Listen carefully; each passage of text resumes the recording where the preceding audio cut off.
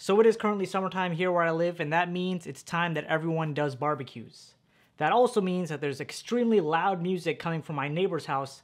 So if you hear anything, that's what it is. So just ignore the loud music in the back and we should be good. Yeah.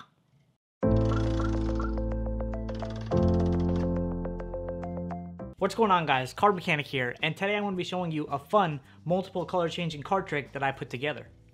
Let's do it. Alright guys, now check this out. I'm going to take these cards out. We don't need the box anymore. That wasn't supposed to happen.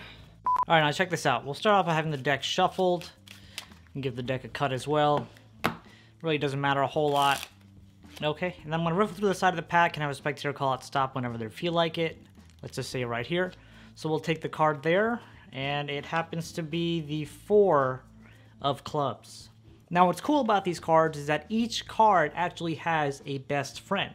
So if we want to find out what the 4 of clubs best friend is, all we have to do is rub the card in the right way and the best friend appears. So look at that, we got the 9 of clubs. So the 4 of clubs best friend is what? That's right, the 9 of clubs. So now if we just take the 9, right? I'll take it, leave it in the center, and just so you can see, we got the 9 clubs there.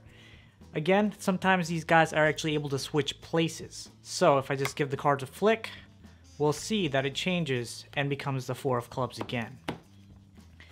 Now again, just to show you one more time that they actually do switch places, take the 4 right here, and now if I just give it a little flick right there, we'll see that it transforms back into the 9 of clubs.